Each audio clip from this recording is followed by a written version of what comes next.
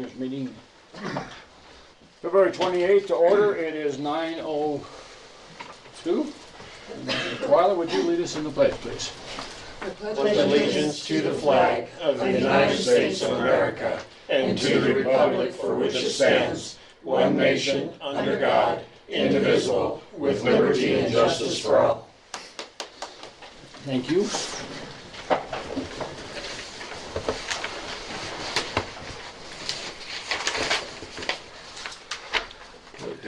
Clerk, please call the roll. Commissioner Katnick. Here. Commissioner Hood. Present. Commissioner Prince. Yeah. Attorney Clint Smith. Present. And Clerk to the Board Kelly Camper present. Okay. This time, do we have any amendments to the agenda? Yes, ma'am.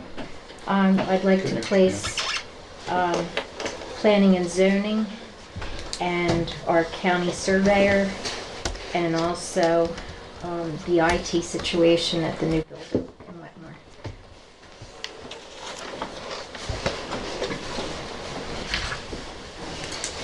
My pen, do you have one I can borrow?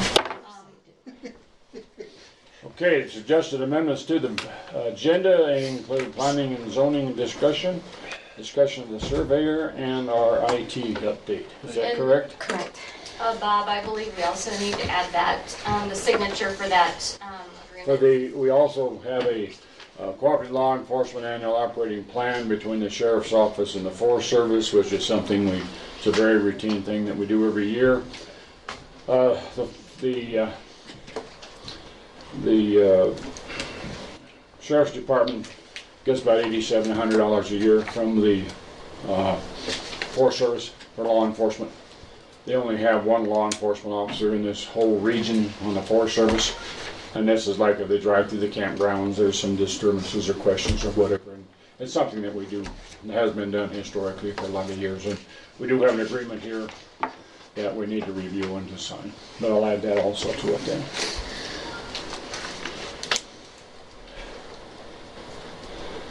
Okay. Minutes to approve. Excuse me. Yeah, that's right. Minutes to approve. I thought we approved part of those. No, You did the 7th and and 8th, but we didn't do the 31st because it needed that correction, and then we've got the 17th and the 22nd. Okay. 21st. Have you folks reviewed those minutes? I have. I have also. Do you have any additions or corrections to them? I None. thought they were fine. I will entertain a motion to approve the minutes from January 31st, February 17, and February 21. I'll make the motion to approve the minutes as stated. I'll second that. I'm sorry. Just, Moved and second. Discussion, please. just a question. Do we need to approve them individually, or can we approve all three at one time? We've always done it all at one time. Okay, that's fine. I just didn't know. All in favor say aye. Aye. Opposed, same sign. Motion carries. We always have an audience introduction so we can get your voices on the recorder, so when we go back later and try to figure out who said what, well, we've got at least some idea. So we'll start with you, sir, if you would, please. I'm Bill Parker. Jackie Hobby. Twyla Giroux. Jimmy. Kim Heath. Pardon me? Kim Heath. Okay. John Johnston. John Johnson in the back. Okay. Thank you very much. Do you have any comments at this time? No public comments for us? Well, moving right along. Commissioner items. Commissioner Hood. None to speak of? Commissioner Prince. No, I don't have anything special to discuss. No updates or anything for us, anything? You know, we met with affordable housing yesterday. We're going to get that up and running. I had a meeting with several interested folks down in Wetmore yesterday. They're thrilled and mad at the same time. Thrilled that they're going to have absolutely, positively the finest building Custer County has to offer down there. They're upset that they're not getting everything they want, which is, they understood that. They feel the contractors are going pretty slow when they could be speeding along, especially now that we know they're paying $300 a day every day they're late. It was more of a let's talk and let's get to know each other type meeting, and I think it went very well, and I think they're pretty happy at the moment. Do we have any update on the building? The building looked really good. I went through yesterday. They closed out the sheriff's wall that was just insulation the other day. The ceilings are being done. They were putting up the texture on most of the walls now. The ADA bathroom did not look like it had been, much had been done to that since we were there at the meeting last week. But overall, they were moving along. The electricians were working very diligently at the time. They were putting the lamps up outside and that kind of stuff. Did the folks from Wetmore indicate who's going to take the lead on the painting? We discussed the painting, and they said that they wanted to know who's getting the painting. I said that the plan at the moment, subject to change, is that the contractors could buy it less expensively than we can, so we're going to get with them. That once we get to the point where painting starts, we'll get with the contractors to determine what is appropriate for us to paint and what is appropriate for them to paint. My feeling, and they agreed, is that getting on scaffoldings and anything dangerous they need to do, ceilings that are pretty high, we're going to let them do. But they're excited about doing the painting. They're pretty excited about doing landscaping. I mean, they're on board with this and they're looking forward to it. So they were pretty cool about that.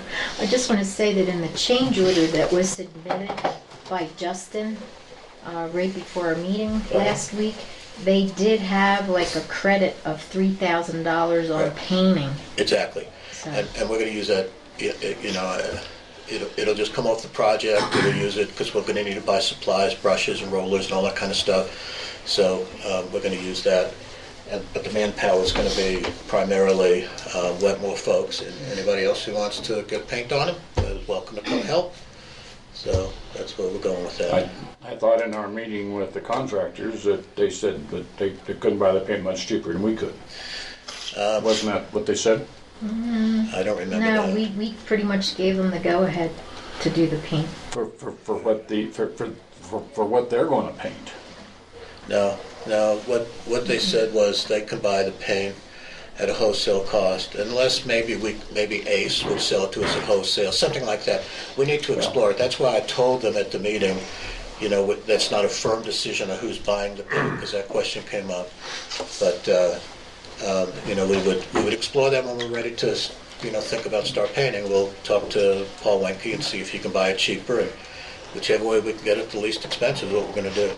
I didn't want to commit to it because I thought there were options we need to explore first. What we've done, folks, for those of you that weren't there, as you know, the Wetmore Community Center and library is over budget. We've gone in and we made some cuts. We trimmed it back a ways. And one of the things that had been in it since day one was that the Wetmore community volunteered to paint what they could in the building. The new construction, as I understand it, maybe that's changed, but the new construction basically will be painted by the painting contractor. Some of those ceilings are high, and some of them are certainly not safe for people to crawl up, and we might have someone get hurt. And basically, as I understood it, the community folks are going to paint the part of the community center that's not been remodeled. That'll include the library and some of those areas. Is that? Actually, that's not exactly what we talked about. We talked about if it needed scaffolding or something that we were concerned someone might fall off and get hurt, we were going to have in the new and the old part. And anything like the walls here, anybody could do that. You stand on a little box or something would be fine. Now, who's we? We is the Wetmore community. Okay, when I say we, I'm talking about our meeting we had with the contractor. The meeting we had with the contractor, my discussion yesterday, is that the Wetmore folks are going to do the non-dangerous painting throughout the entire project. And it's going to save us somewhere in the neighborhood of $3,000, we think. We'll know that more definitively when we find out what the cost of the paint and supplies are. And we're not talking about a whole lot of painting, folks. In spite of the fact that the building is $850,000, the square footage isn't all that big. So what they're going to be painting is, I'm guessing, maybe what the size of a couple of homes, interior-wise, would you guess? Yeah, that's To put it in some kind of perspective. We need to watch the landscaping. I would suggest that we not, they can do some planning, but until we know what the flood situation is going to be down there, I wouldn't be comfortable putting a bunch of investment in landscaping. We'll know more, but we are under a worst case scenario in a threat area for a major flood in Wetmore.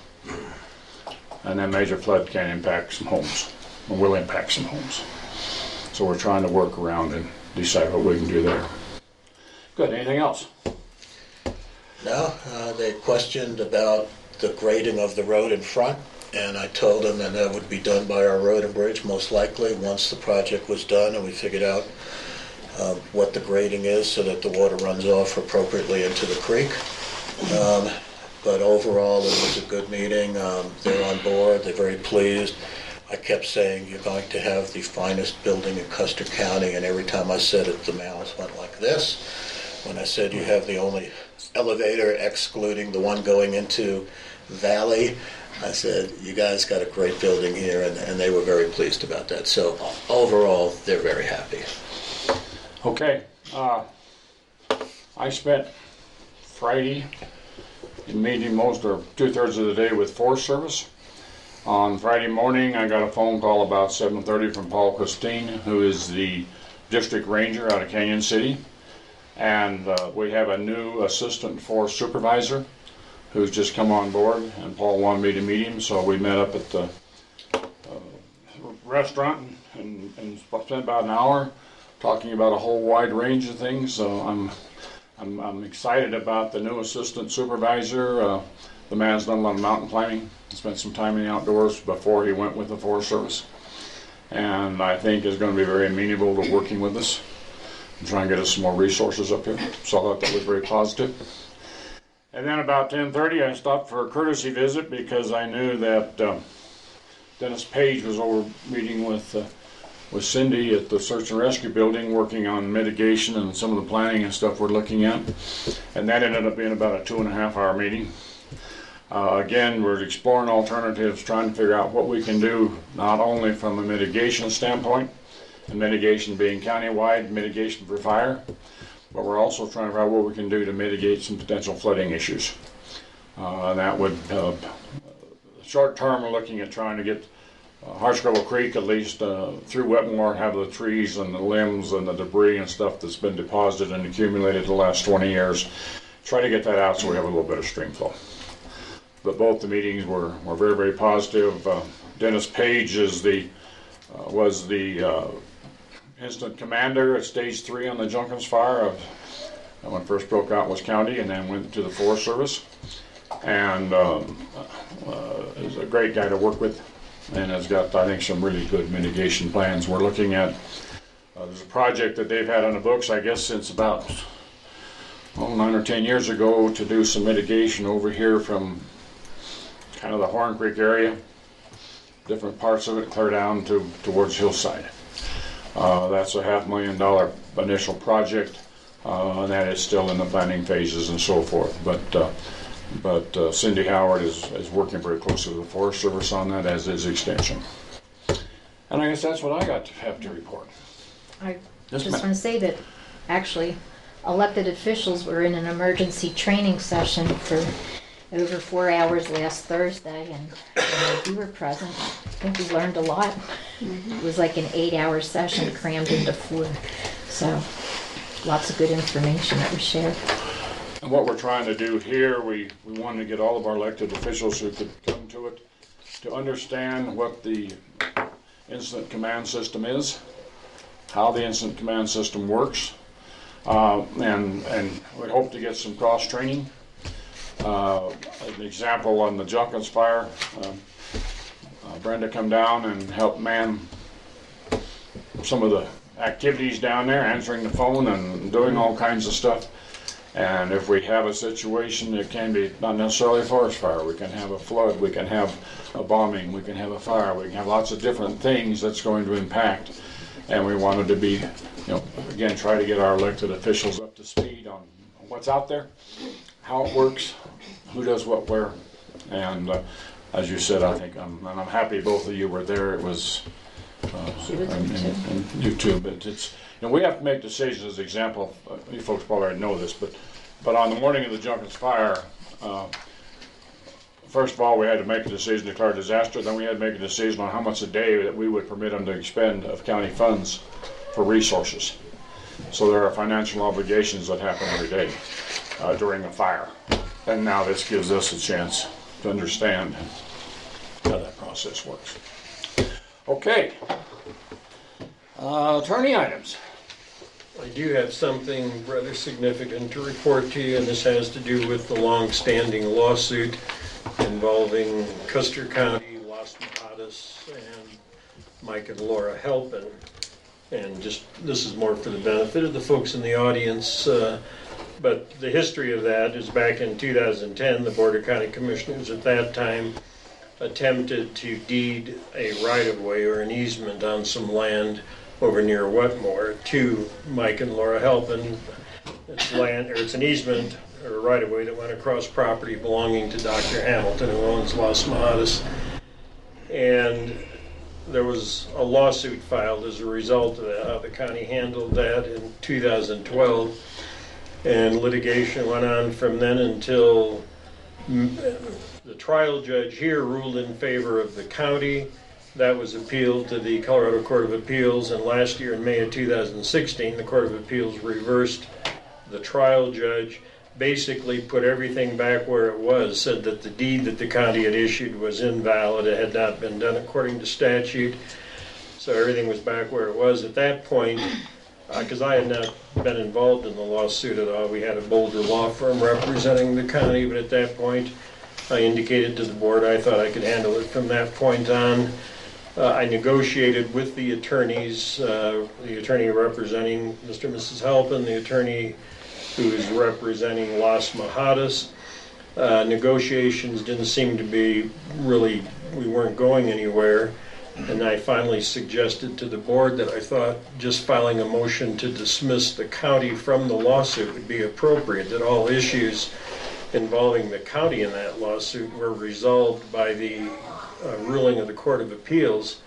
I was authorized to file that motion, which I think I filed back in November. The attorney for the Halpins did not oppose it, agreed that the county should be released from the lawsuit. The attorney for Las Mojadas did oppose it and filed a response to my motion. I filed a reply just last week, I think on Thursday. I got the court's ruling granting the motion, so Custer County is now out of that lawsuit. There are still issues that need to be resolved between Las Mojadas and the Halpins, and I stated in the pleadings I filed that the county would certainly cooperate to whatever extent we needed to, but we're no longer a party to that. And the other thing I'd like to state for the record, because there was a lot made of how much we spent in legal fees on that case. Once I took over, I don't bill the county on an hourly basis. I just charge a flat amount each month for whatever I do. So everything I did on that did not cost the county any more than it would have just from my regular monthly payment. So I think we're finally done with that. It's possible, but not very likely, there could be a request for attorney's fees, and I don't want to get into the legal end of it too much, but I discussed that with our Boulder attorneys because I had notified them of the outcome, and they share my feeling that there's no basis for an award of attorney's fees in a case like this, so I think it's done. I have a question. Yes. Clint. So what's our responsibility in following up with Dr. Hamilton with what was presented to us, like on the 31st of January? That would be entirely up to you. I didn't sit in on that meeting, Right. obviously, because I felt it would be unethical since he was here on his own now with his attorney. I know that he requested, he wanted the county to install some cattle guards at the county's expense, and he wanted the county to agree to a certain width. The Court of Appeals agreed with me that the width is whatever we need to maintain that road. Or not the Court of Appeals, rather, the trial judge. That was the argument I made. So there isn't any specific width on that right now. As far as the cattle guards, I guess that would be up to you, and with input from Road and Bridge as to whether they saw any necessity for cattle guards. It's been my understanding that the county is not really in the cattle guard business much anymore. If people really want cattle guards, they have to pay to install them, but then the county still has to maintain them, I think. So I don't think that we generally, but that's just what I've heard. And that's road and bridge decisions, And that's road and not from a legal standpoint. No, I understand that. I'm just saying that's, so it's up to you, and if you want to have him back, and I can be present at that time if you want to talk to him further about that, but his offer to dismiss the suit or settle the suit with those conditions being met, it's not something that's necessary, so it would be whether you feel that what he's asking for is appropriate or not. I would just like to publicly commend you for the excellent job you did getting us out of a lawsuit that many people feel maybe we shouldn't have been in the first place. I'm not taking a side here. But you took the lead on it, and you got the county out of an expense that maybe we should have paid or shouldn't have paid, but the bottom line is it's over, and I'd like to thank you publicly for that. Well, thank you. That's all I have for attorney items. So where we are now, we no longer have a legal standing. So if either one of the parties wants to visit with us about doing something, we can do it one-on-one. We don't Right. worry about the attorneys. Right. I think where we are, and I'm not, this is just a sense that I have, but I believe that if we were to grant permission to put those cattle guards in, that Mr. Hamilton would pay all the costs of installing them. And his purpose being so that he can have grazing on both sides of the road without having the fence line on each side of the road. And again, that that needs to be talked about and so forth. But as a courtesy, that was one of the things that he had extended, and at the time wanting us to pay for it. But I think if it come down to it, we just said, well, if you put it in, we'll give you our blessing. Might be sufficient. But then we're responsible to maintain it. Pardon? Then we're still responsible to maintain it. Well, yeah, and that's, we come down to maintaining the cattle guard. If you don't do a lot of grading on the road and put a lot of dirt in it, there's not much maintenance to it. We've got a cattle guard over here on the road for the Corita. In the last 5 years, it's been full of dirt all the time. That's obviously we're not maintaining because there's not grazing in that area and it's not an issue. If you tear a wing off of it, we would have to replace that wing. But again, we can talk about this in a later point. But and maybe you can get, I'm going to pick on the Tribune in a minute. Maybe you can twist Jim's arm and we can get headlines out of the lawsuit. I think he's gonna want that for sure. I say that facetiously, but it has been, the intent going in was good, and as things changed, it just kept getting deeper, but I think we're extracted now, as Clint has indicated to us, and that's, I think all I got to say about it. Thank God. Okay. If you want to see any of the legal pleadings, they could show them to you over in the clerk of court's office. Thank you. Thank you, Clint. You're welcome. All right, let's move on to new and old business. I've not had an opportunity, I can look real quick, but you folks have, can we just move the vouchers down just a little ways on here? Sure. And move to the next one, which would be Twyla, the Shining Mountain Estate Center. Would you join us, please?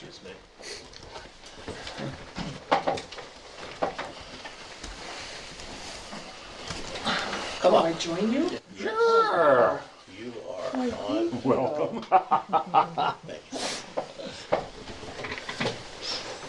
Well, my request is simple. I would like, and because of the power, I've got 2 of these, and so they're not That's a lot nicer to hand. Sorry, I don't read English anyway.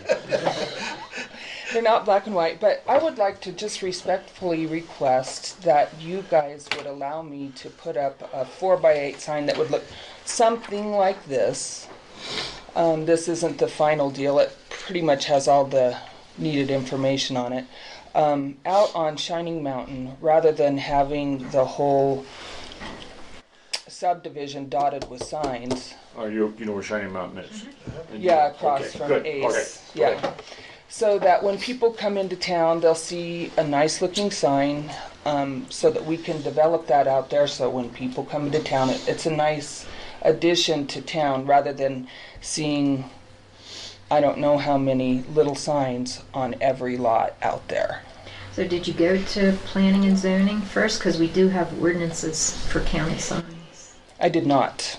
Okay. I did not. We're here She's for sitting this. right behind you. Oh, I With did. her hand. Oh, I did go to her. Are you planning and zoning? She said are? Jackie. I went to see Jackie. Yes, and then they filled out the paperwork and paid the fee, and it's the commissioner's decision.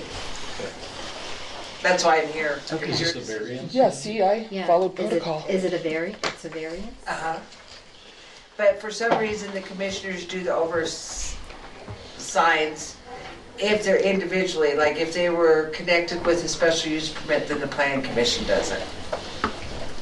So, Ms. Bartlett, your plan would be to have one large sign instead of multiple signs at each lot for sale? Exactly. And then they would call you, tell them which ones were for sale, that type of thing? Exactly, yeah, because I've included the map Got it. on there, and, you know, people can drive in there and look, and, but if they need further assistance, they just call me, Got it. and that would just alleviate the countryside full of signs. Jackie, if we were allowed a variance with a sunset provision, Yes.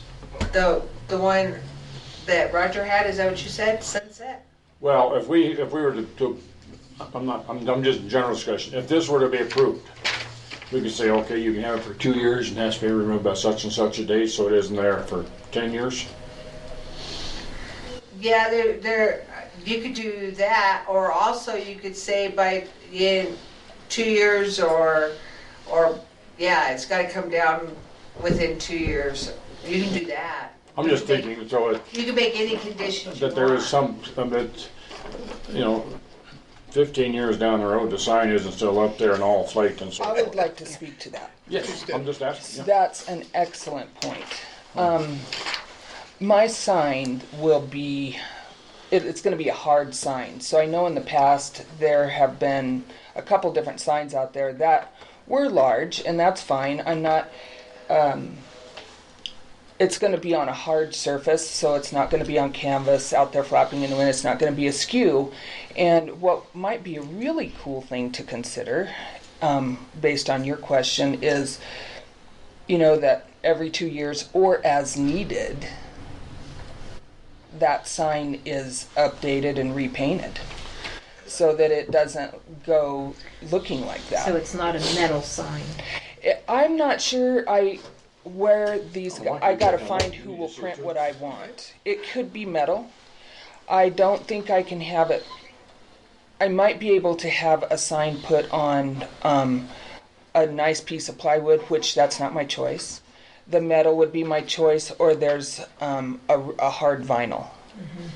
I guess because of the location of where it is, my concern would be wind and how you're going to plant the sign. So, generally, when we have signs of this size, we will put in like 4x4 posts on either side, and then, I mean, like it's in a frame. So, and then 4x4 posts, because, right. Like Wind is an concrete issue. Post or just post holes? Oh, no, just post holes. Yeah, Is this a two-sided sign? and it would be a two-sided sign. What are the CDOT regulations for signs along state highways? Do you know? I mean, this is going to be over on Yeah. private property, It's not in the byways, though. but not in the. So we don't have to Scenic worry byways. about how far off the Right, road because she is. Roger had one out there. It's just that what Roger had, his was flopping in the wind. And it was on a trailer. Do you remember that? And then when Roger didn't get the bank got the subdivision, then they took the sign down. But How did Roger put one out there? On a trailer. What process did he follow? On a trailer. He followed the Oh. process of going through the special use permit for that subdivision, and at that time he asked for a sign. And how big was that one? It was 4x8. So we have a history of a sign on this property that was a 4x8 that Correct. had been granted by the Planning and Zoning Commission in the past. Correct. And then, just like Tyler was saying, when you look out there, it's no trees, so, you know, it's a visual thing. Do you want to see one big sign, or do you want to see a lot of dotted signs? I'd like to make a motion that we approve the sign as similar to the one indicated, with the provision that, as you stated, that it'll either be updated or changed on a as-needed basis. Jackie, do you make that up in writing for her? Or do we have to do that? I could do it, or Brenda, I don't care. Okay. I could do it. I have the, well, maybe I should do it, because I have the variance. I'll second that motion. Been moved and seconded. More discussion, please? And one more piece of discussion. Whenever I had them design the sign, she designed it in. I was hoping it would be like So this and not like this. and I said, Okay. "Can you change that?" We got it. So that would probably okay. We Yes, got it. No problem. And what size is it? 4x8. Now, excuse me, but you said we did this before. There was planning and zoning action granting this variance. Yes, along with the special use permit for the subdivision. Okay, and then when the subdivision sold, the special use permit is but null and void, is that correct? Yes. So what we're basically doing then is authorizing another special use permit. Well, Another excuse me, I misspoke. It was a subdivision. That's where I misspoke. It wasn't a special use permit. And the subdivision rules still apply, but when the bank took it over, then that's when, remember, the 5% went off the table for every lot sold and stuff. So now we're just treating it as individual lots in a subdivision, just like Bull Domingo or something.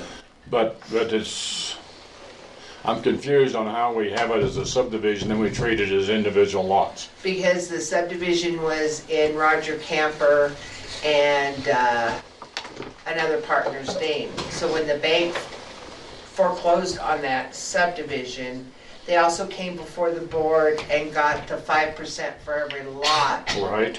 off. So then But- that's the only piece of the subdivision that we controlled as a county, was a 5% sale per lot. So now we're just going to treat it just like a Bull Domingo subdivision, where you have to get your building zoning permits, and Round Mountain Water supplies the septic and the water to it.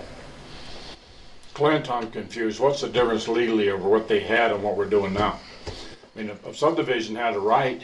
Well, the subdivision had to be approved initially. Once it was approved, that was finished. And So then it just, as what Jackie is saying, is now it's just a matter of, and why wouldn't that same permission that we granted a subdivision continue on to the new owners? well, it does. I mean, once we approved the subdivision, it's there and it's, Which carries on. we did a number of years ago. Right, so we don't have to do that over again. It just follows. So under the subdivision, she has a right to put back that 4x8 sign. No, because she is not the property owner. She's the realtor. And the variance went with the. I see. Roger could do it because he owned it. Correct. Oh, God, I'm dumb. All right. No, you're not. It's all confusing.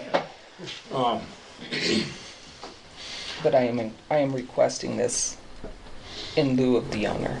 I would like to, either,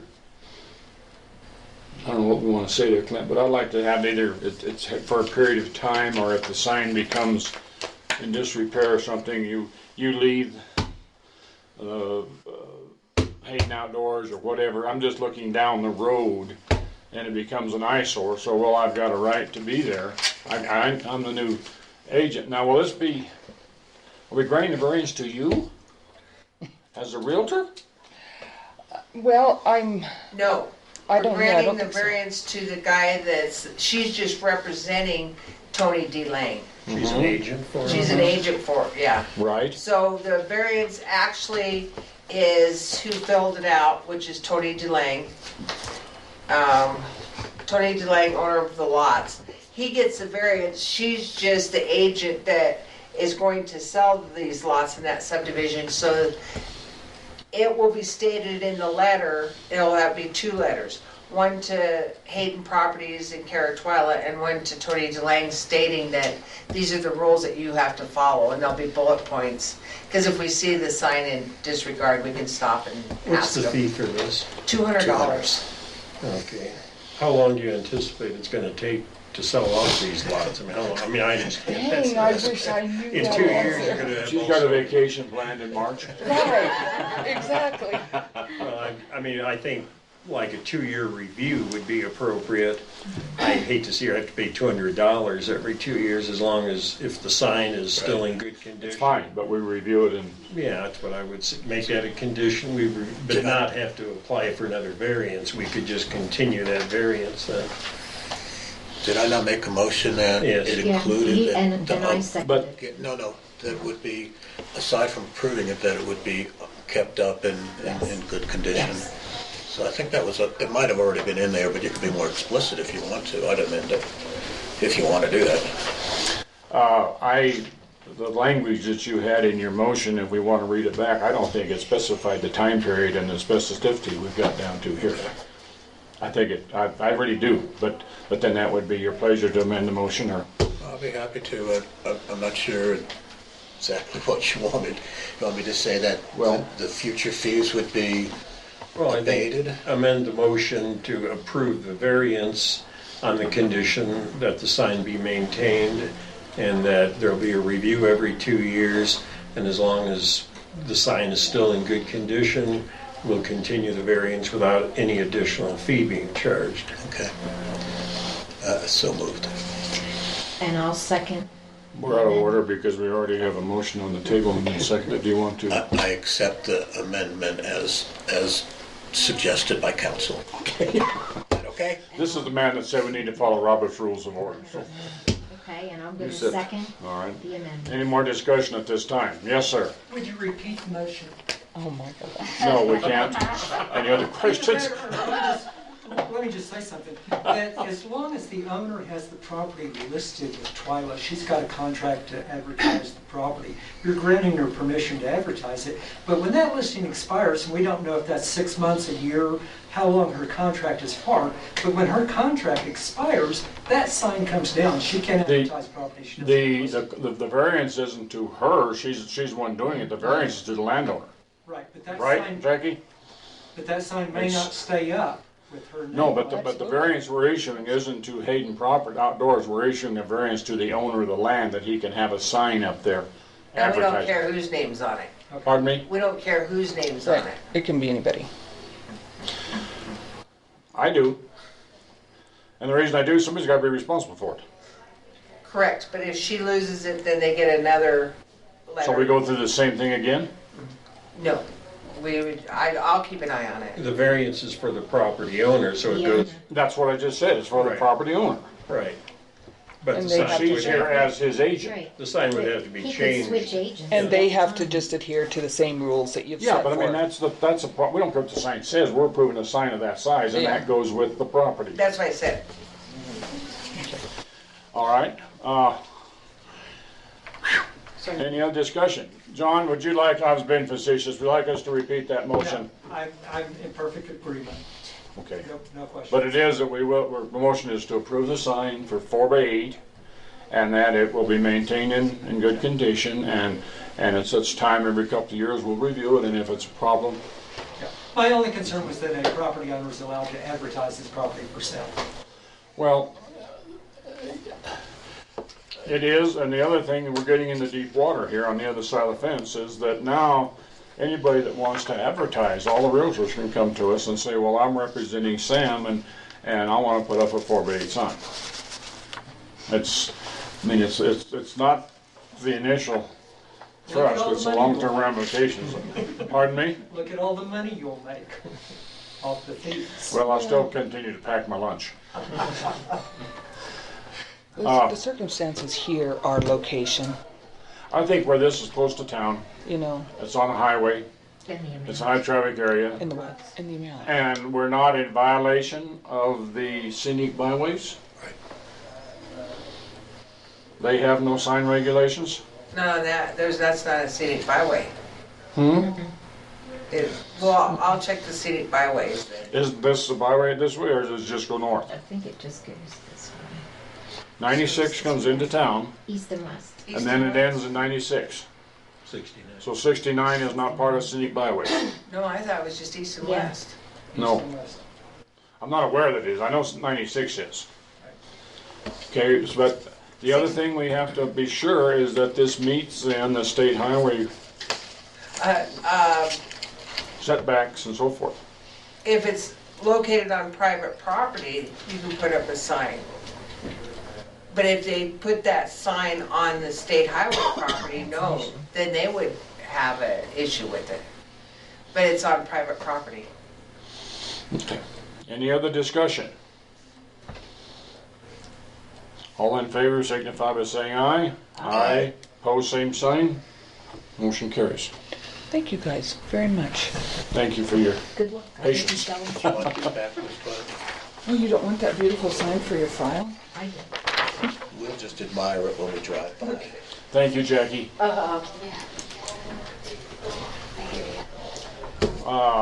Next item of business is the gateway to success, the use of the annex for the DUI treatment classes. And who's here to speak to that issue?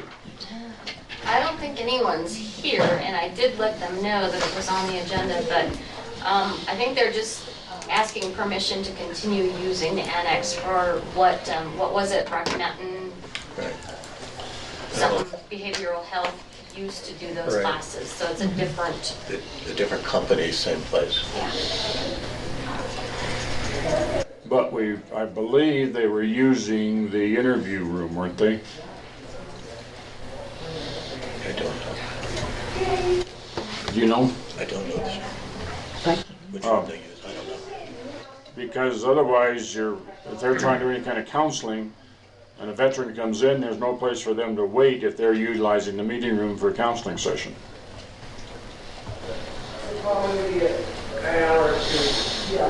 And I think they worked that through Shannon. In other words, if Shannon had a victim to interview, that took precedence to their session. Yeah, I don't know what the agreement was with Rocky Mountain Behavioral Health, but they're talking about Thursdays, so. Any thoughts? Counselor? Just a clarification, to the best of our knowledge, it'll be exactly the same, just the entity, the company that does it is changing. Is that correct? That's the way I read the emails. Yes, and it's this, the email was from Jessica Oldendorf, who's a probation officer for Fremont County and Custer County Now, for the 11th Judicial. were you here when we did this, or was this before your time? Okay. Solvista was the one that was doing it, I think. Whatever the company was currently doing it.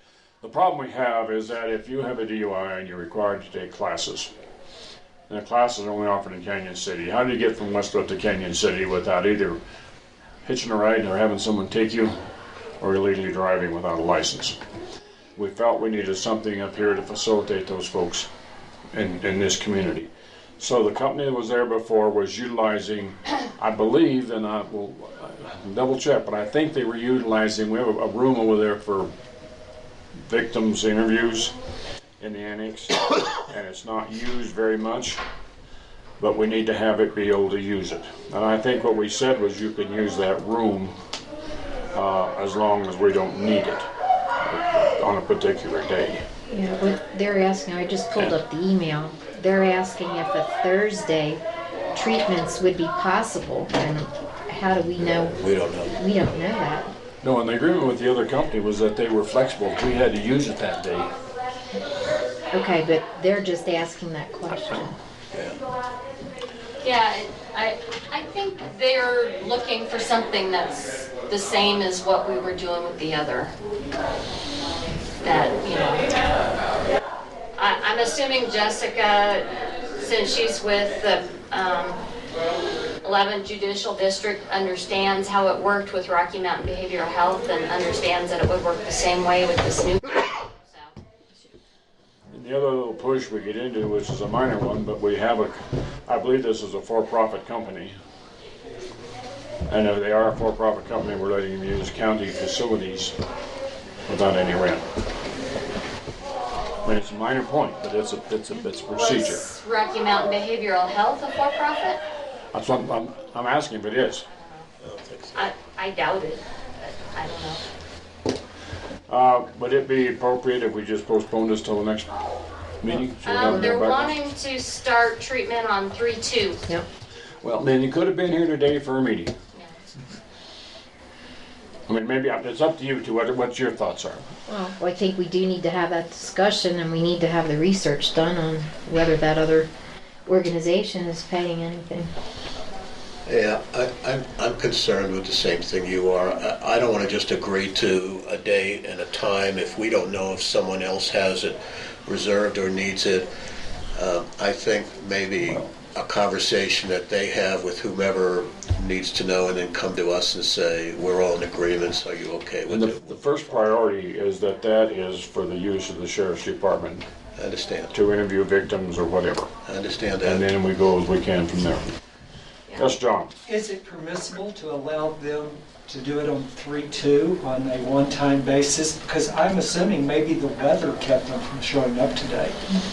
But we don't know what the VSO's schedule is right now. I'm just talking about the Yeah. one day. Yeah, but we don't know what his schedule is. I understand. We Yeah, got, he go ahead. He wasn't on the email chain either, Tim, so Shannon was on. Tim needs Tim to was be. not. Yeah. Well, this won't affect him because his space is set. Okay. And the reason we're looking at a Friday, and maybe were they doing it on Fridays before? I don't know what day they were That's doing. what I That's a thought, is Thursday. that they The were reason doing we, it on Friday. pardon me, on Friday, the reason we're doing it on Friday is that's the day that Tim is out of the office, out in the county visiting with veterans.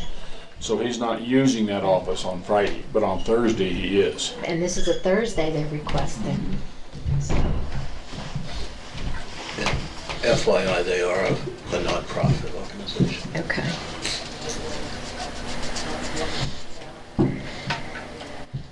What's your pleasure? I think we should postpone it until we have more information and we could better decide the usage of the room. Agreed. And if they have to postpone a class, I'm sorry. I recognize the weather's bad. Maybe they couldn't come in today. I would say let's put it on the agenda for next time and let's let them know that we'd like them here with some, without.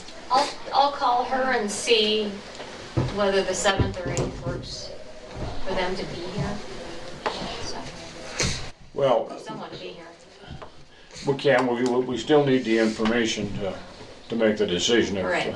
she said, well, I'm snowed in Canyon and I can't get it, that doesn't change my decision process. But, you want to call? No, I meant No, she's- like after.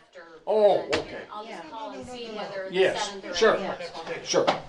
All right, do we need any kind of action to postpone this? I don't think so. Table this to the We'll next just meeting? table it to next meeting. Okay. Underfunded courthouse. The request for proposal, we had some questions, I think we may have got them. And quite frankly, I'm kind of scratching my head because I'm not sure what the answers are. One of the questions we had for the information of the general public, we are requesting a working blueprint, I guess would be a reasonable way to phrase it, so we can go to the next planning phase for the expansion of the court facilities to bring us up to the court standards.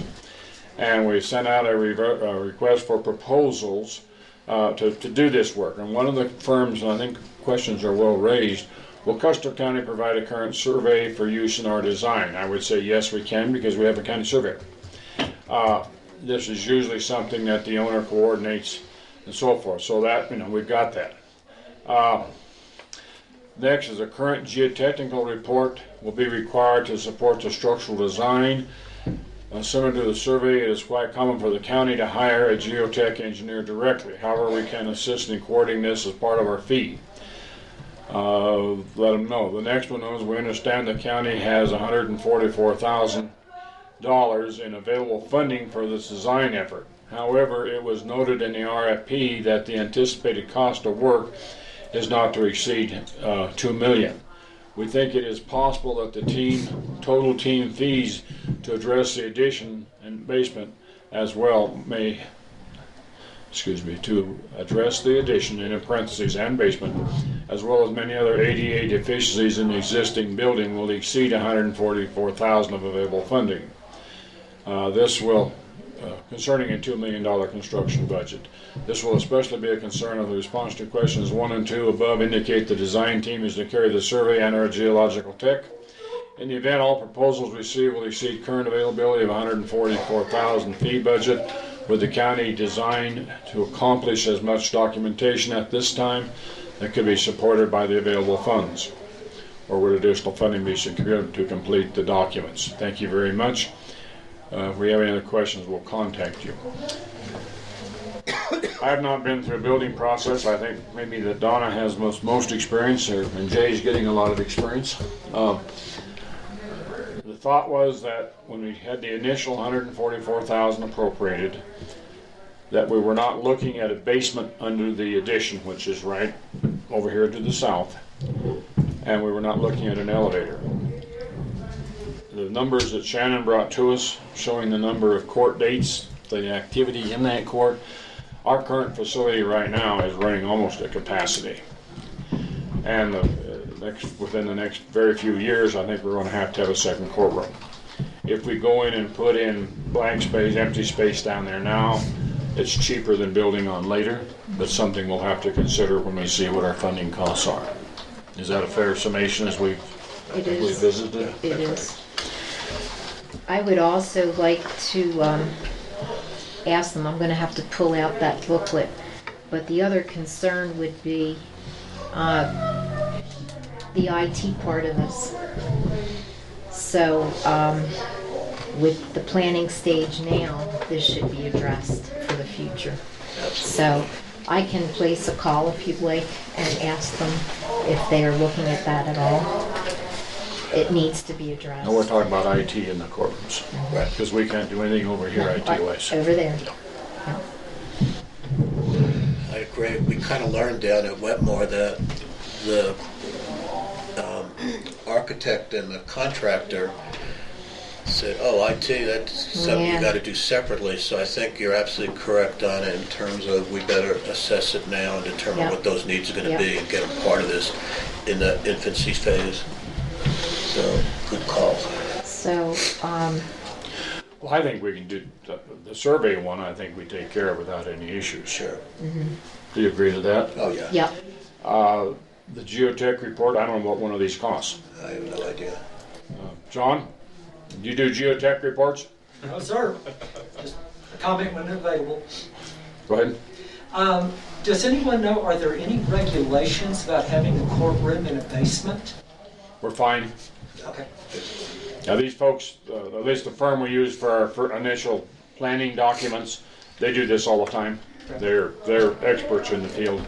Awesome. And the only thing you have to have is, of course, emergency exits and access, and an elevator provides that access and so forth. But again, it comes down to we don't know what we're going to be able to afford yet.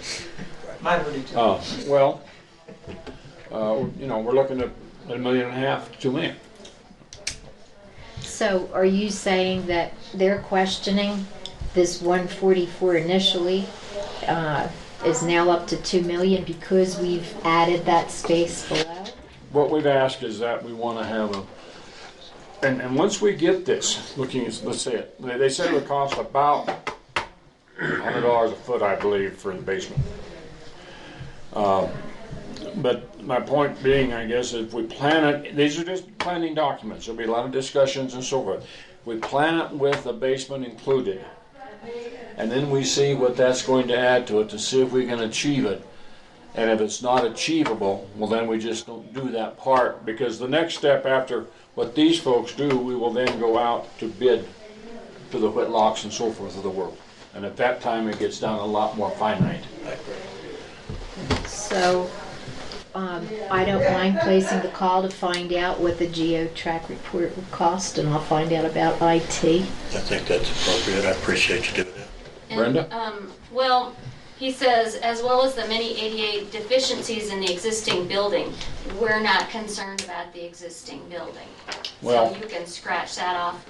This money cannot be used to address Right. the existing. Except, except it can, from the standpoint, if we put an entryway over here, as we've talked, with a metal detector for security for the whole building. Yeah, but like And- the ADA bathroom upstairs and No, down no, there. but the ADA compliant, the ramp, the yeah. ramp right over here is too steep. The doors are too close together over here to be ADA compliant if that's our Yeah. primary entrance. That would be covered under Right. their, as I understand it, under their bill because it's necessary for access. Yeah, yes. Yeah. But the other stuff, No. Nothing else will not be covered, no. Okay. Okay, Donna's gonna make the call and check on the IT and also the geotech report.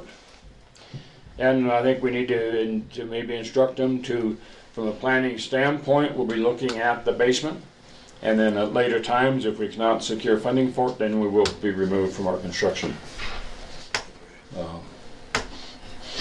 and just so you know, the $2 million, that's the cost of construction. And I just sort of came up with that because we had 1.5 in the planning. And I was like, well, if we add a basement, then, we're Sure. probably up to 2 million then. So. Well, you're real close because that's the figure I asked them and what they gave me too. So we're pretty much in the ballpark. Okay. The other thing the basement does for us, for John, this is interest to you. If we have if we have a basement that we have to access, then we have to have an elevator. We have an elevator, then we have access to the second floor as well as the basement. So that solves our handicap access for the rest of the building at the same time as we're adding this on. And the elevator would be kind of like over in the corner as a new construction item. Okay? Thank you. All right, any other thing we need on this, you think? Nope, I'm good. Brenda, are you comfortable? Yep. Okay. And so Donna, you're going to call Wells and talk to him and answer all his questions. All right, the next item on the agenda will be planning and zoning. That was Donna's. Oh, yeah. I'm not quite sure what you were talking about earlier, but after our last meeting, I received a phone call from Jim Bradburn because I had brought up dark skies on the agenda. And I received a call from Vic that said they would need direction from all three commissioners to move forward in reviewing all of their policies. And it might be a good time, since we were talking about the dark skies issue just in general, to direct planning and zoning to do that at this time. And this come from Vic? Yes. Can I follow up if I may? I spoke with Vic and with Jim yesterday. The question that I had with Jim was I was confused as to if we approved a countywide dark skies county, what are the requirements for lights that are out already? And the answer was there would be no change, but it would be mandatory when you replaced a light or put a new light up that it would be dark skies compatible. I asked Jim what the cost, if there was a cost differential between what you might just replace or what you would have to buy. That he said that the cost is basically the same. But if there was a higher cost, that Dark Skies organization would offset some or all of that. So that would be determined on a case-by-case basis. So what Jim indicated to me was that this is not going to be a detriment to anybody who already has it.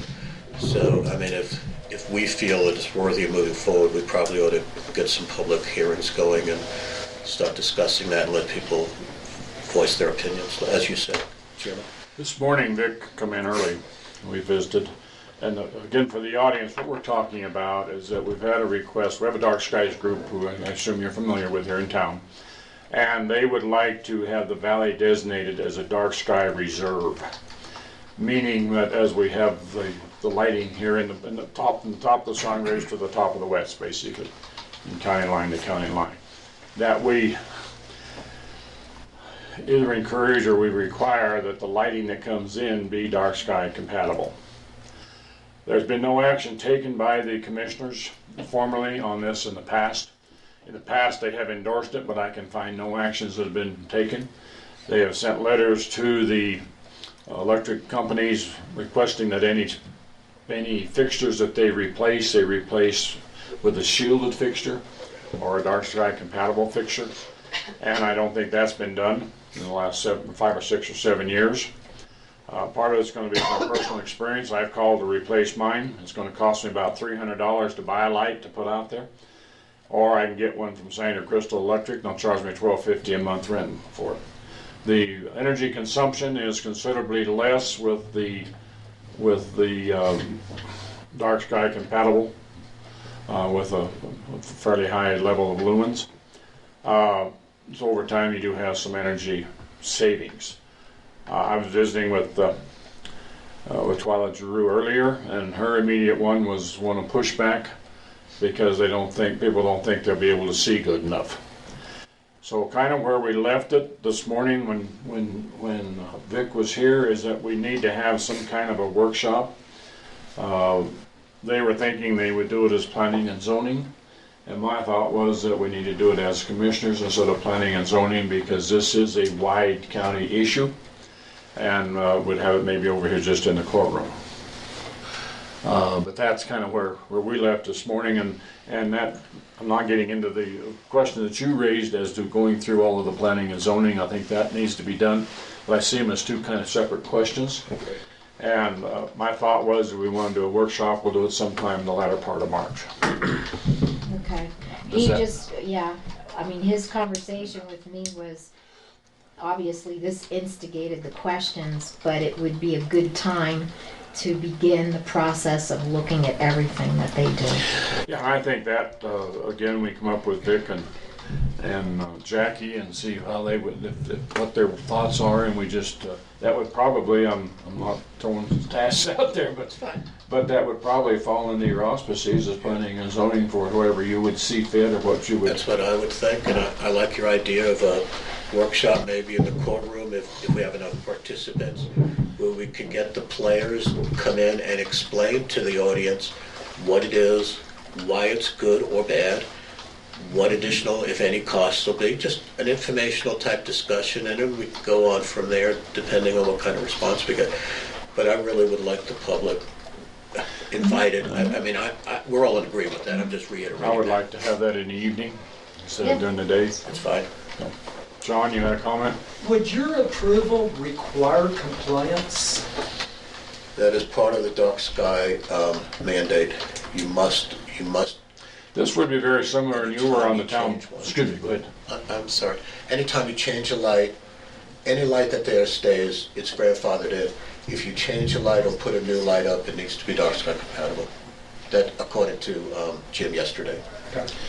But anytime we have a regulation, Clint can help me here, but I don't know of a regulation that you're not grandfathered in on. Do you? Lots of The proposed marijuana ordinance. Come on. But no, otherwise we generally grandfather people in. I talked to Vic also. I think procedurally what we're talking about, because the two towns have ordinances, and I think Dark Sky International is also looking for an ordinance. So we need to, my recommendation is we approach it that way with obviously anybody else from the Planning Commission being involved, but if we come up with a proposed ordinance, or at least some ideas for an ordinance, then we have these public meetings to get all the input, see whether there's support for it or not before we decide to go forward. But assuming we have an ordinance, then the next step would be to incorporate that into an amended zoning resolution so it's consistent with the ordinance. But Dark Sky International, I think, pretty much wants an ordinance identical to what we have for the communities. And with an ordinance, then there is the enforcement component. Otherwise, some of in resolutions, in the zoning resolution, there can be an enforcement language, and there is, but I think it would have more effect if it was clearly stated as a requirement for any new construction. Anybody who wants to put a light up, that would have to be dark sky compliant, and anybody who wants to replace, anybody who has an existing light and wants to replace it, that would be a dark sky compliant light or lighting. Well, I don't see an issue personally from new construction. You come to town, you buy a lot and you want to put it up, we suggest we want dark sky compliance. If you're here and have been here forever, when you're using them, I see it's going to be 20 years before some of these lights burn out. Then you put a father in? Yeah. I like the concept. I'm just wondering, how do you enforce it if a rancher goes out at 10 o'clock at night and replaces a bulb? How do you enforce that? Not many people want to climb a light pole at 2 o'clock in the morning.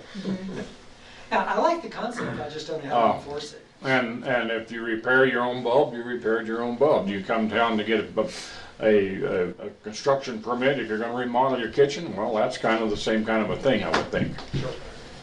But if they're trying to do it through San Isabel or Sangre de Cristo Electric, excuse me, then they would say we can't do that. It has to comply with certain requirements. But yeah, there'll be people that just ignore it and bypass it if they can. Sangre said they would be happy to cooperate 6 or 7 years ago. I specifically called up to see what I had to do to get because my yard lights burned up. And they had to research the topics to get back to me. Well, they had to research the topics. Obviously, they didn't have them in the storeroom or on the trucks out being installed. Go ahead.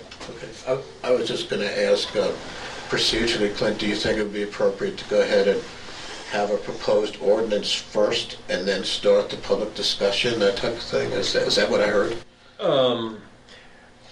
I could put together a proposed ordinance. I assume it would be very similar. Did you prepare the one for the town of Westcliff? Yes. I assume it would be very similar. I haven't seen that one yet, but we can have, just like we did for the marijuana ordinance, I have something on paper. We can have a workshop with planning and zoning, and it'd be open to the public, anybody else that wants to come in, but there would also be public meetings. If we come up with a final draft of something that we'd like to present, then we can have the public meetings in the evening. I think would be a good idea. I guess I'm I'm thinking from the other side of it, politically, if I'm out here and all of a sudden I find out that they've got an ordinance and I've got to go fight it, I come in with a negative attitude. If we have a meeting that we're going to talk about it, nothing's on the books, we're exploring it, sometimes the attitude is more positive. Well, that's what we did with the marijuana ordinance. But this is a whole lot different than the marijuana, I think. Well, you weren't We can have here. a public meeting. You weren't here, but Yeah. when I mentioned it to Twyla, immediately she was, But I think people are going to want to know Against it? specifics before Oh. they. I was just saying, I think that we probably need to have some specifics. It Right. doesn't have to be Okay. all To start a foundation to A talk. lot of people Well- feel that what the comments that came to me is, you're not going to make me change all my lights. And I go, no, that's not that's part. not what But you this see, is. that's the perception. Right. So, that's the concern. It may have been Twyla's too. I don't know what her perception was, but they thought we were going to come in and say, oh, that's not good. Take that one out and put a new one in. But we're not going to do that. No, I think, I like if you could put something together I can do that. and then we do a workshop and it's open to the public, just like we did. Don't make with fun of the one I wrote Just for. to start Well, something. and after Bob gets his new light in, we can have the public meeting at his Yes, place at yes. night, and they can see how great the new light Yes. is. well, Is it just going to be one light that you're replacing? it's still coming back down to the agricultural philosophy of, okay, here's another regulation I have to go fight. Absolutely correct. That And is if we don't absolutely have the correct. regulation, we're exploring the possibility, it doesn't put that mindset in place. I'm just coming to you from all the years of Forest Service and EPA and all the things that we've gone through in the ag communities. But I mean, that's what this is. We have to have something to talk about as a base. They're going to want to know what exactly we're proposing, Right. in general terms at least. I think we have to Okay, have just- something on paper. In Yeah. general terms, I mean, just a proposal to something, I don't want to be like, well, this is our proposed ordinance. I'm a little uncomfortable with being that formal. These are our talking points. And have you or whoever from the dark side of it present.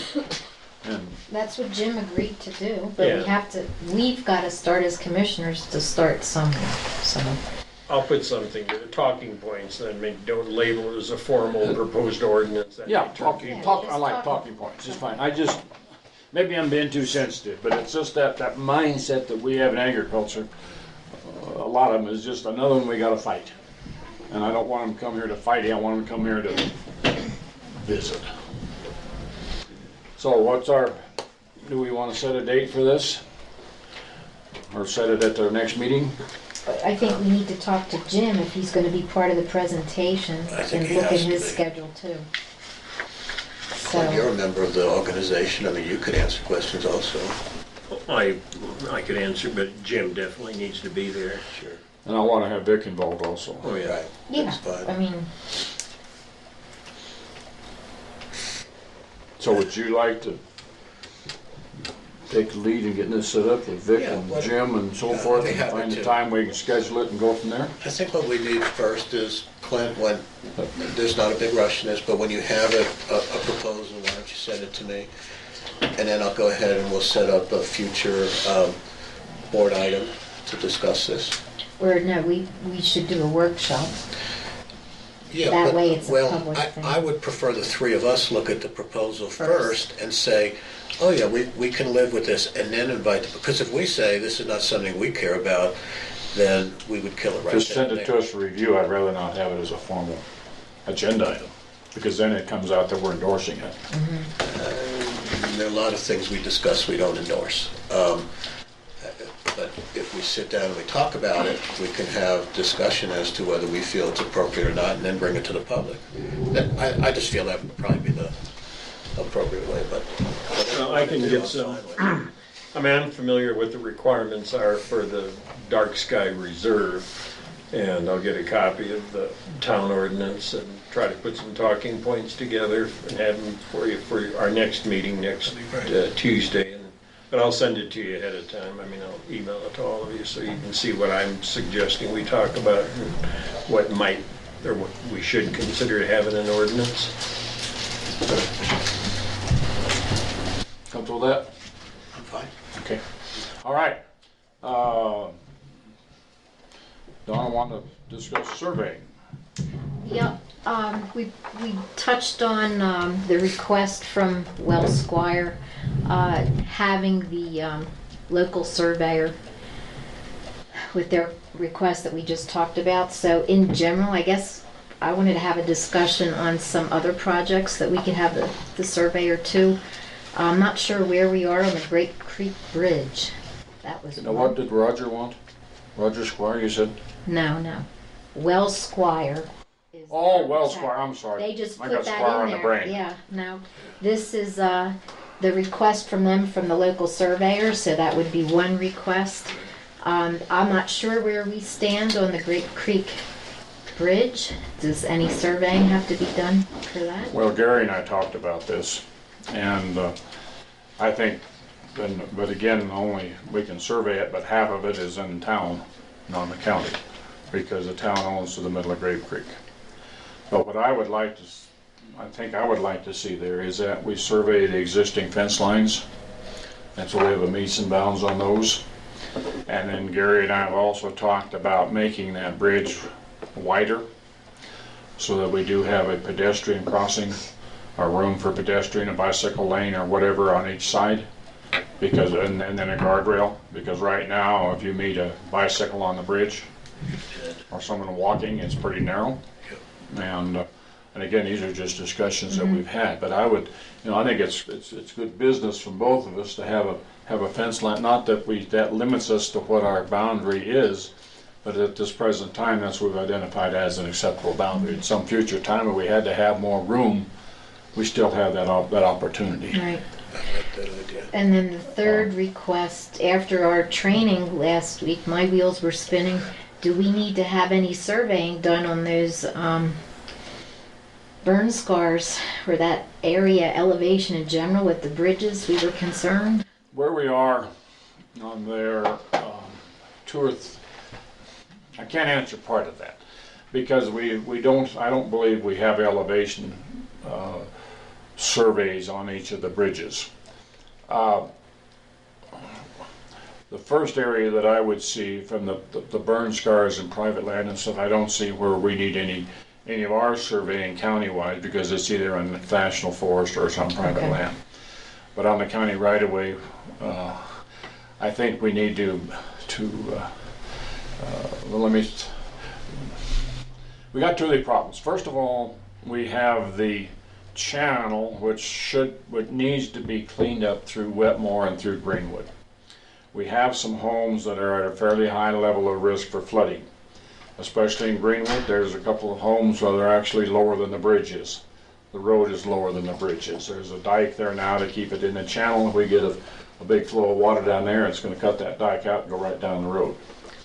But if we get into the individual property owners, that's private land. It's not county land surveyed. Part of those, I talked to Kit the other day, part of those have meets and bounds, and part of them go just to the middle of the creek. So every time the channel changes, you either gain or lose land. Right. I think more important to me, and I wish I had a whiteboard here, but if I can maybe visualize this, as you're looking towards me, I'm looking south. I'm standing on the bridge on Highway 96. And as best as I can tell with just eyeballing things, we have the east bank where we have some homes at about this elevation. And it appears to me over here on this side where we have the community center, we're at a lower elevation. If that being the case, we have two things we need to consider. Number one, as we're trying to protect the community center from water, we're going to be pushing that water someplace. If we just push it back to the channel, and the channel's sufficient to handle it and it goes under the bridge, it's not an issue. But as we push it back to the channel, the bridge plugs up with trash, the water level raises. How high do we have to have our sandbags and stuff over here to protect it? And number two, then, as that raises and we come over here to the east, if we go across some property down the road in front of the old grocery store, across 96, and it'll cross back in on the east side of the cement buildings that are on the north side of the road. So those are some issues as I look at from a planning standpoint. And I'm wondering if it would be beneficial to go up there every so far.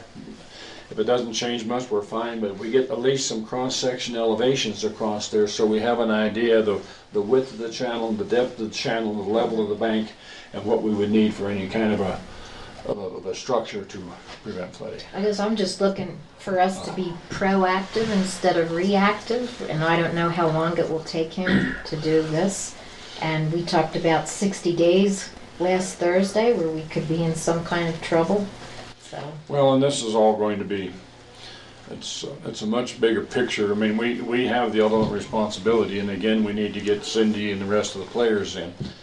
But those are issues that we are looking at. But I think if we went down and shot some elevations, at least where we have county property at risk, it gives us an idea of what we have to deal with. So what do we do to initiate our request? I think what we do is just to request, we identify some things that we would like to have surveyed, and we notify Kit that we'd like to have these done. Okay. Does that have to be done formally, Clint? Oh, No. Okay. I don't see where it needs to be. I think it's just, he's an elected official, and we're elected officials, and we request the services for this particular purpose. Okay. Does that Yep. make sense for there's where we are? three things then, so we just need to discuss the details too. Yeah, we have the courthouse. We have Great Creek Bridge, and we have Wetmore. And, Wetmore maybe. but I had thought maybe we could get surveys on everybody's land coming down here, but it's private land, and I have a problem using a county surveyor to survey your boundary for private land. We can't do it. The Great Creek Bridge, is that in conjunction with DOT? Yes. Or do they have any special requirements as far as their surveying? Or is But it qualified to survey? For But the the DOC will support it because it's a secondary road, but the right-of-way is a county right-of-way, not a state highway right-of-way. Okay. And from the surveying side, we have a county surveyor that's already being paid, so that's just utilizing the existing services. If that, you see where we're coming from there. Yeah. As long as DOT's happy, I'm happy. Well, and Kid has been very much involved, and we got a lot of planning and a lot of stuff already done on that bridge. We were gonna try to do it this spring and decided we'd wait until fall. For a number of reasons. And then the next two we'll be looking at, again, we don't know what structures they'll be, but we'll then down the road, we have to place the bridge across Pines Road on Grape Creek and up at Schofield Lane and Grape Creek. All right, I'll call Kit and request. I think the first priority would be the Wetmore building. Right. And then tell him we're gonna have these other two tasks that we need to. Well, we need it for the, for Wells too, so he needs to do this also. They're requesting that. Well, either they survey it or we survey it for the final plat.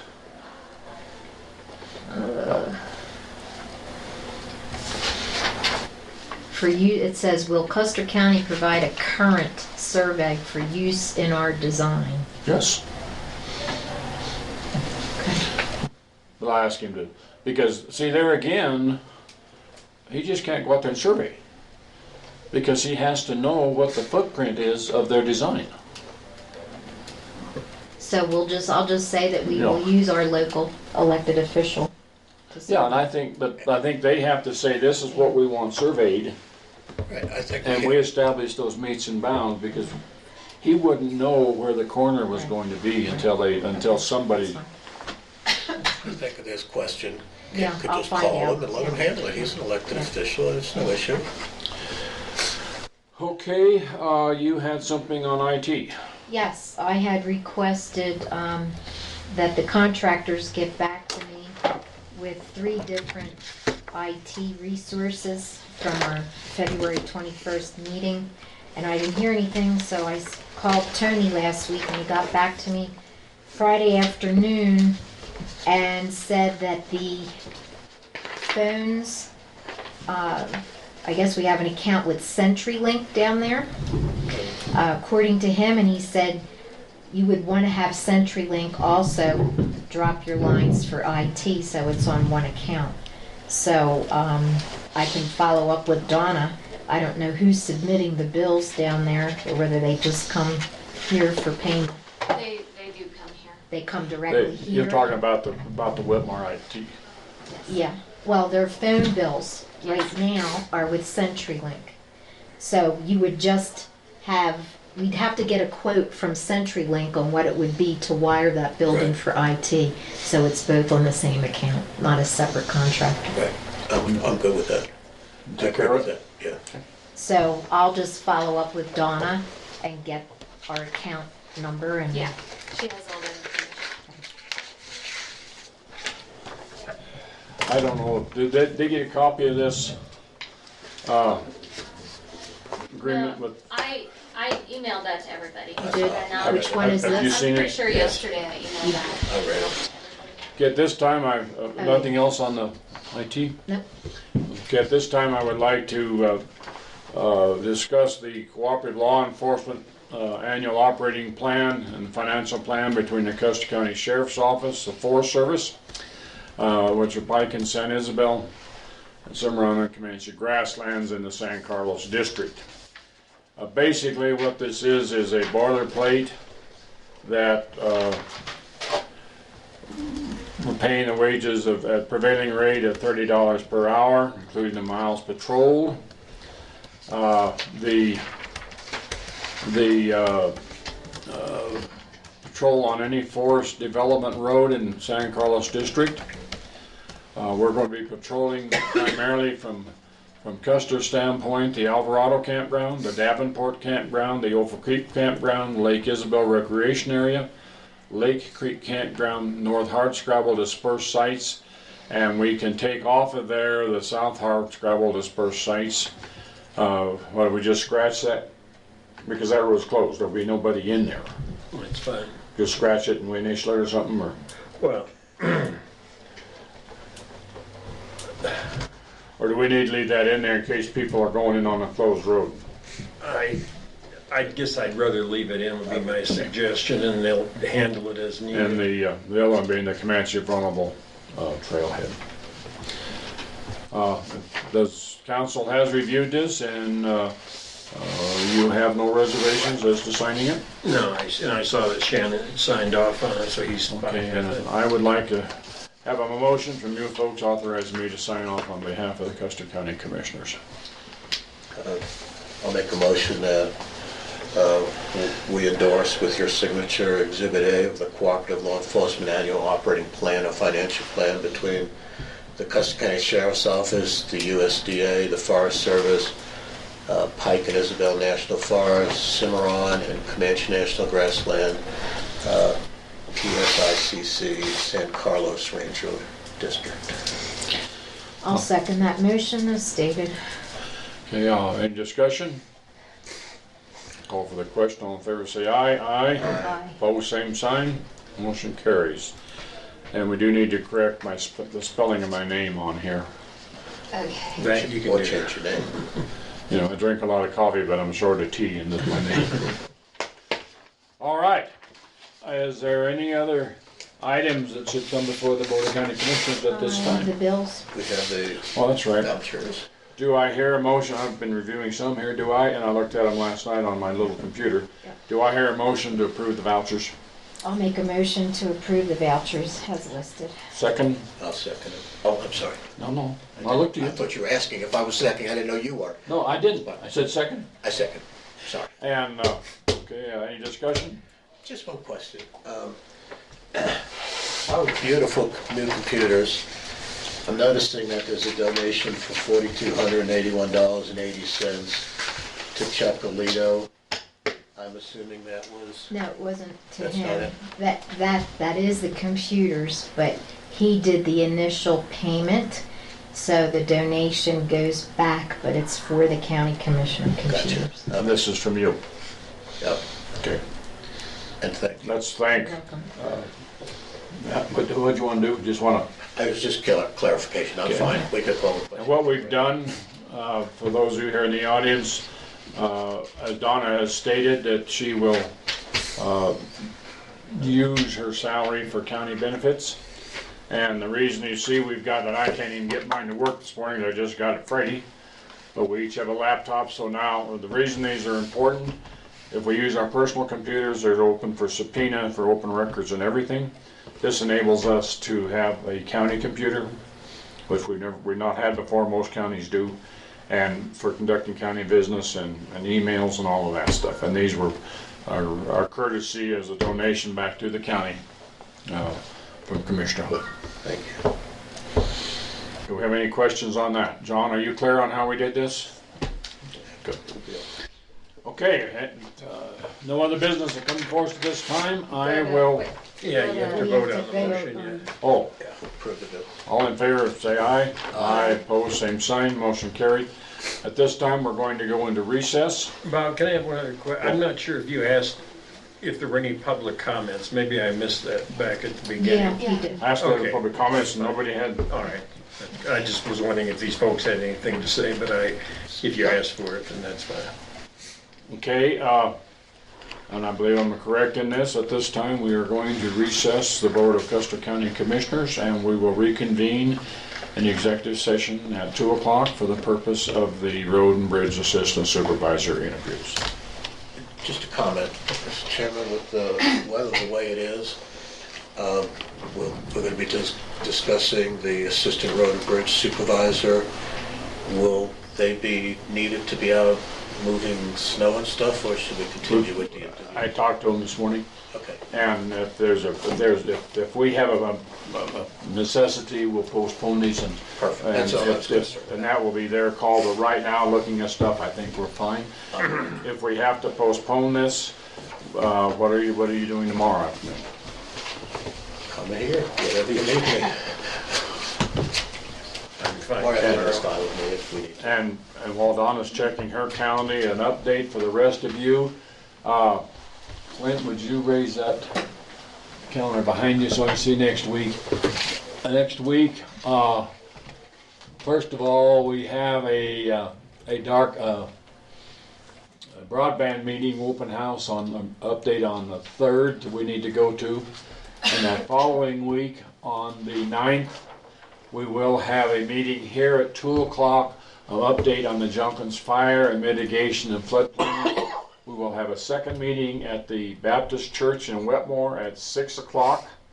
Again, for update to folks, we're trying to get media here so we can identify, that's good enough that you can let it drop. So we can identify get the word out, we got problems. And then that's on the 9th. On the, excuse me, I think that's on the 10th. And then on the 11th, we will have a workshop for sandbagging at the county shops in Wetmore. The purpose of the workshop is twofold. One, they will supply us with, I understand, 5,000 sandbags for the use of the folks in Wetmore. Number two, I realize it doesn't take a rocket scientist to fill a sandbag, but to fill the sandbag appropriately, you don't want to overfill them. They have to have room to lay down and so forth. And they will also be going through with the citizens down there on how to stack them most effectively. So those will be 3 days of meetings and stuff that we have. Okay. I'm okay for tomorrow. You okay tomorrow afternoon? Okay, as a tentative plan, if Road and Bridge needs to be out this afternoon, we will convene the meeting. We will then. But she needs 24 hours to To publish. post it. But if we do this, if at 2 o'clock we can't meet today, we can do it at 2 o'clock tomorrow. Will that be sufficient? 2:30. 2:30 tomorrow? 2:30 tomorrow.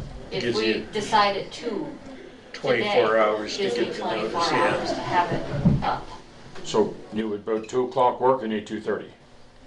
Well, 2:30 tomorrow, or 2:15. 2:15. So she has her 24 hours. 2:15. We were doing 45-minute, Yeah. don't forget, not hours. It'll be 45-minute interview, so we're fine. But my sense is now we can still go today, and I want to go today if it's all possible, and if not, We do too. if Gary needs them out on the road, we're not going to bring them in here. Absolutely. Meeting adjourned. Thank you. Postpone. Postpone. Recessed. Recess. Excuse me, live, but are you recording? Yeah.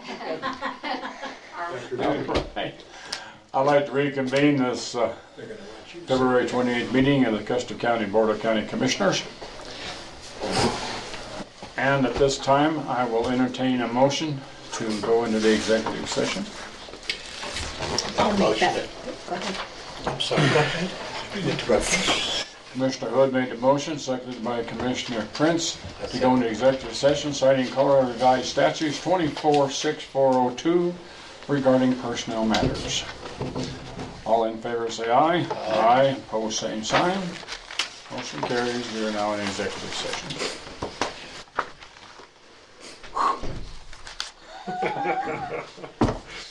All right. Okay, now you can reconvene. At this time, I will reconvene the Board of Custer County Commissioners meeting on the 28th of February at 4:32 p.m. I attest that I am the chairman of the Custer County Board of Commissioners and confirm that the discussion remained on topic, that no matters were adopted and no actions or decisions were made. As county attorney, I will certify that the purpose of the executive session was for interviews. Everything stayed on topic, no decisions were made, and I'm satisfied it was all conducted in accordance with the open meetings law. Okay. The other next item of business we have to conduct is the hiring of the assistant road boss. Do I hear a motion on any of the actions? I would like to make the motion that Mr. Roger Squire be the assistant road boss going forward. Okay. Is there a second? I will wholeheartedly and enthusiastically second that. Is there any discussion? This time I will call for the question. All in favor say aye. Aye. Opposed, same sign. Congratulations. Marvelous. But you want to accept it? Yeah, you do need to do that. I might as well not change my shoes now.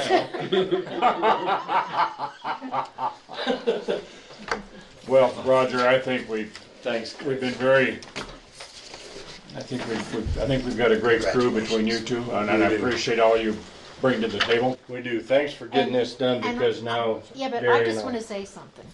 You have to understand that we've had to go through a process. And not everybody understands what that process had to be. I've Okay? been around long enough. I All right. understand the process. Okay. But anyway, get after it, guys, and we'll see what we can do, and we'll see what we can do to find you the money.